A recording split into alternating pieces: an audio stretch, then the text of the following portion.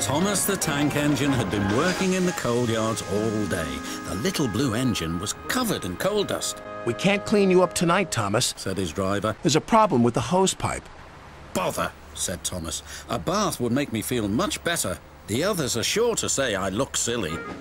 But the engines were too busy arguing to notice Thomas. James was talking loudest of all. I deserve a new coat of paint. Sir Topham Hatt says I'm the pride of the line, and rubbish, huffed Henry. We're all the pride of the line. It's been like this all day, confided Percy to Thomas. James is getting a new coat of paint and won't stop boasting about it. Why, James, I'm the one who needs a new coat. Look at me. I'd rather not, retorted James. You're not a pleasant sight, and wouldn't understand the needs of a really important engine. Thomas was fuming. Next morning, as James was being repainted, Henry had an accident. If you can't push cars properly, Henry, why not talk to a tree instead? You know how much you like the forest. As a matter of fact, bossy boiler, Sir Topham Hatt is inspecting the island for trees that are too close to the line. He's worried they might cause trouble. Pah! Laughed James. If I came upon a tree, I'd just push it aside. Really? Replied Henry. Soon James was showing off his paintwork. Make way for an important engine.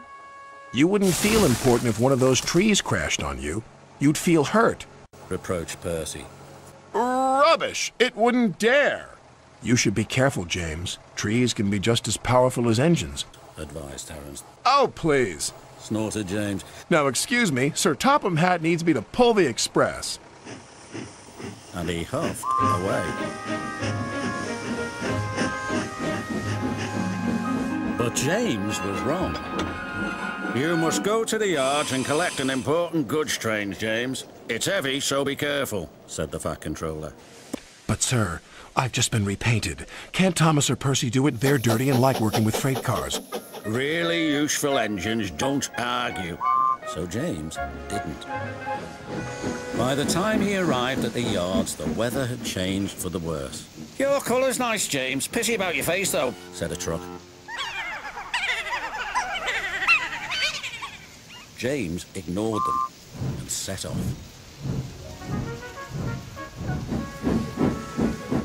Soon, they came to a hill and his driver knew that they were in for a difficult time. An old tree close to the track was being blown by the strong winds and rain had weakened the slope. All of a sudden, the tree moved.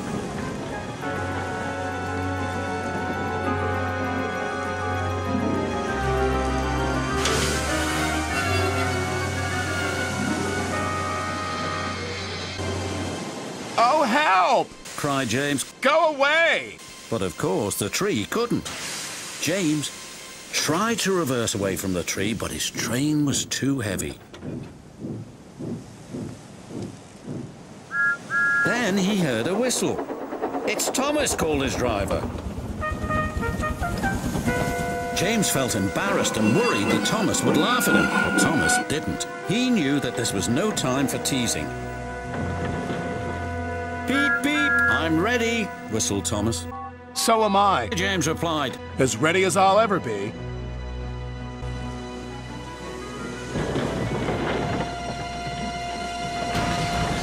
They were just in time. Later, James spoke to Thomas. Percy and Terence were so right to warn me, he said. Thank you for rescuing me, Thomas. Oh, that's all right. We engines must pull together, whatever the weather. Just then, Edward bustled in.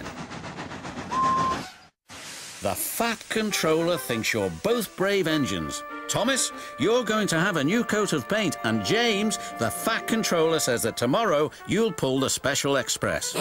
Everyone was very happy.